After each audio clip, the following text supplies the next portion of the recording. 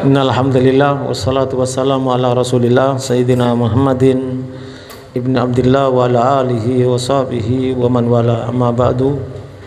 Wa qala ta'ala ud'u ila sabili rabbika bil hikmati wal mau'izatil hasanah wajadilhum billati hiya ahsan.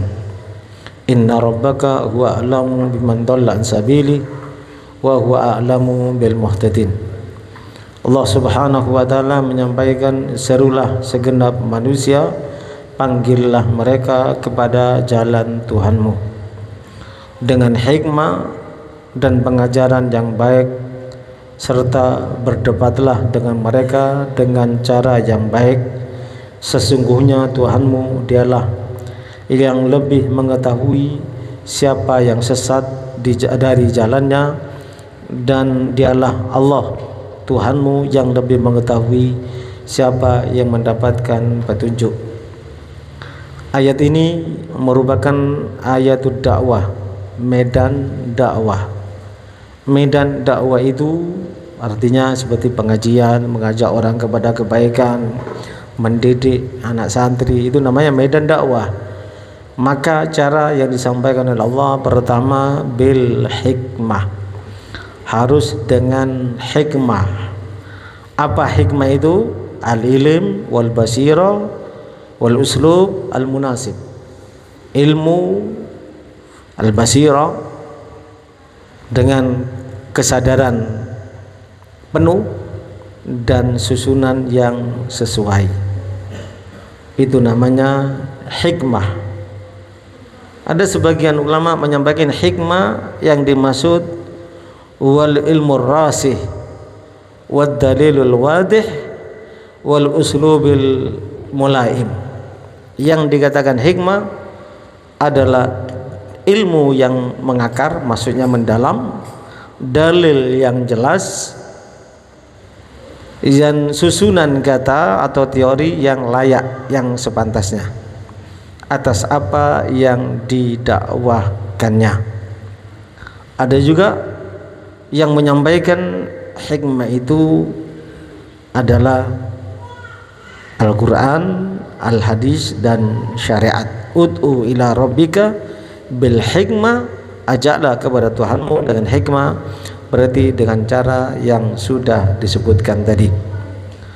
Yang kedua wal mau'izatil hasanah. Apa mau'izatil hasanah? At-targhib wa tarhib, kabar gembira dan ancaman, itu namanya mau'izatul hasanah. Contohnya orang yang berbuat baik kepada istrinya dan istri yang berbakti kepada suaminya, merekalah manusia terbaik di sisi Allah dan di sisi Rasulullah. Khairukum li ahli wa ana khairukum li ahli. Orang yang terbaik di antara kalian bukan menurut temannya, bukan menurut teman kerjanya, relasi kerjanya, tetangganya, atau siapapun, tapi orang yang terbaik di antara kalian menurut Allah dan Rasulnya, orang yang terbaik menurut suaminya, orang yang terbaik menurut istrinya, orang yang terbaik menurut orang tuanya, dan orang yang terbaik menurut keluarganya. Ini yang dimaksud targhib, memberi motivasi. Sebagai contoh, baginda Nabi Muhammad SAW menyampaikan, man salaka tariqan yaltamisu fi ilman sahalallahu lahu tariqan ilal jannah. Kita hadir di tempat ini di samping berzikir, alladzina amanu wa tatma'innu qulubuhum bi dzikrillah, ala bi dzikrillah tatma'innul qulub. Yang secara singkat saya sampaikan, dengan zikir itu, dengan hadrah basaudan itu, hati kita akan menjadi tenang kalau kita orang beriman. Apalagi di situ banyak tawassulat, banyak kita menyebut orang-orang besar dari Nabi Muhammad, para nabi, para sahabat, para aulia, para ulama, orang-orang yang sudah sampai kepada Allah. Kita sebut nama-nama mereka, kita minta kepada Allah, mohon kepada Allah, berkat mereka kita digabulkan. Maka jelas tatkala kita melakukan itu, dilanjutkan dengan pengajian, maka berarti kita mempermudah jalan kita menuju surga Allah Subhanahu wa ta'ala. Jadi yang dikatakan sukses itu bukan karena kaya, Yang dikatakan sukses bukan karena menjadi pejabat, yang dikatakan sukses ialah tatkala kita mampu mendidik diri kita, mendidik anak istri kita, yaitu menjadi hamba-hamba yang taat kepada Allah dan Rasulnya, hamba-hamba yang melakukan segala kebaikan. Mereka lah manusia yang dikatakan kekasih Allah. Dan Allah menyampaikan wallahu yatawalla as-salihin. Kalau sudah menjadi soleh seperti itu, maka urusannya menjadi urusan Allah, artinya akan dimudahkan segala urusannya. Allahumma ja'alna minhum, mudah-mudahan kita tergolong di dalamnya. Sebaliknya juga menyampaikan tarhib itu hasanah, itu perlu disampaikan ancaman. Yang diantaranya apabila ada seorang istri tidak taat kepada suaminya, diajak tidak mau oleh suaminya, maka pada dasarnya sang suami tidak berkewajiban memberi nafkah. Perlu disampaikan. Maka tatkala seorang istri keluar tanpa izin, seorang istri menjengkelkan suaminya, maka pada saat itu juga Allah, malaikat, para nabi dan para rasul melaknatnya hingga suaminya ridho kepadanya. Sebaliknya perlu difahami bahwasanya kalau sebesar itu hak seorang suami terhadap istrinya, sama walahunna mithlul ladzi alaihinna bil ma'ruf, sama kewajiban suami terhadap istri, tidak boleh menyakitkan, tidak boleh melontarkan kata-kata yang jelek. Dan yang jelas Allah menyampaikan wala yajrimannakum sana'anu qaumin, bisa diartikan jangan karena suami sembarangan kita sembarangan. Jangan karena istri jahat kita ikut jahat. Maka jadilah kapanpun dimanapun kita menjadi orang baik, sehingga yang pada akhirnya suami kita atau istri kita juga menjadi orang baik. Ini namanya targhib wa tarhib. Ud'u ila sabili rabbika bil hikmah wal mau'izatil hasanah wajadilhum billati hiya ahsan. Itu tatkala menghadapi orang kafir, yaitu berdebat, berdialog dengan sesantun mungkin. Hadirin wal hadirat yang dimuliakan oleh Allah Subhanahu wa taala, tentu dalam melakukan kebaikan harus di situ ada kelembutan. Jangan hanya kemanten baru ya, lembut kepada suami, lembut kepada istri. Setelah lama tidak ada kelembutan. Apalagi orang tua terhadap anak. Waliyadzubillah, terutama anak terhadap orang tua, wajib bersikap lembut. Dan bisa kita katakan anak itu tidak punya hak protes kepada orang tuanya, termasuk diantaranya waliyadzubillah tidak punya hak protes kepada gurunya. Kalau ada anak protes membicarakan kejelekan orang tuanya, membicarakan kejelekan gurunya, itu termasuk manusia yang dilaknat oleh Allah Subhanahu wa taala waliyadzubillah. Baginda Nabi Muhammad sallallahu alaihi wasallam menyampaikan innallaha rafiqun yuhibbur rifqah wa yu'ti 'alal rifqi ma la yu'ti 'alal anfi.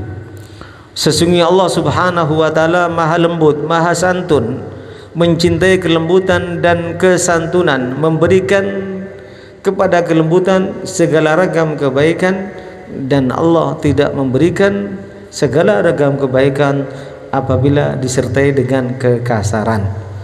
Artinya tatkala anak kita melakukan kesalahan, tidak boleh kita jengkel, marah boleh, tapi benci di hati tidak boleh.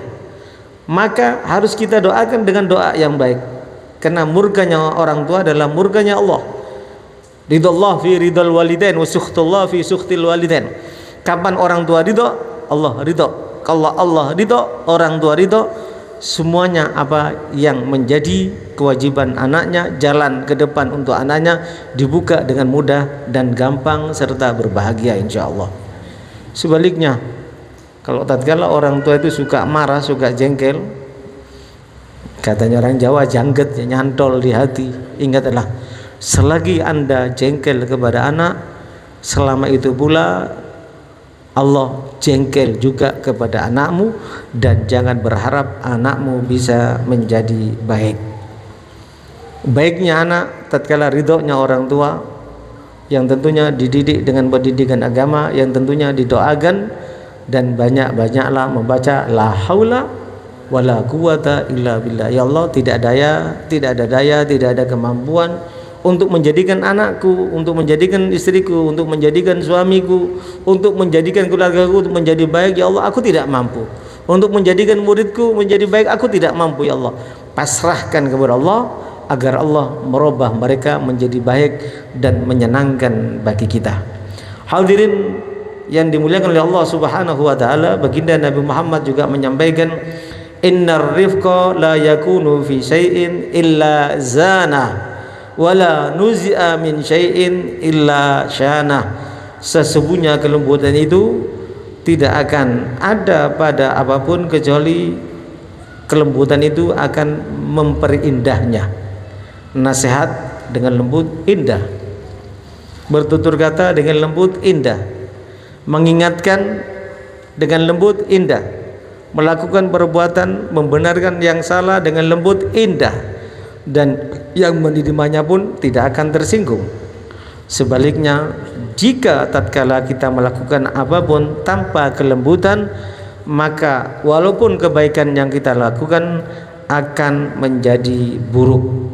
Oleh sebab itu, baginda Nabi Muhammad SAW menyampaikan dalam sebuah hadisnya yang cukup keras, ya, di mana beliau menyampaikan, man yuhramur rifqa yuhramul khaira kullah.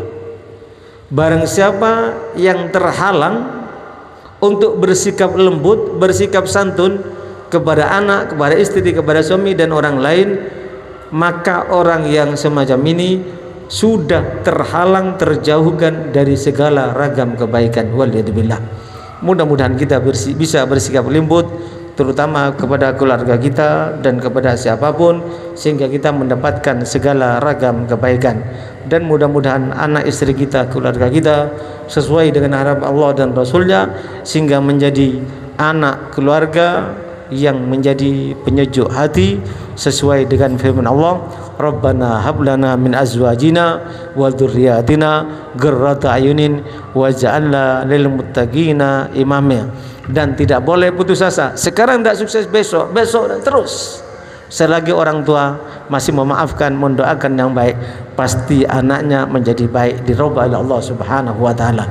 Mudah-mudahan itu yang terjadi kepada keluarga kita, anak istri kita, kepada diri kita, yang dengan demikian kita berharap diwafatkan dalam keadaan husnul khatimah.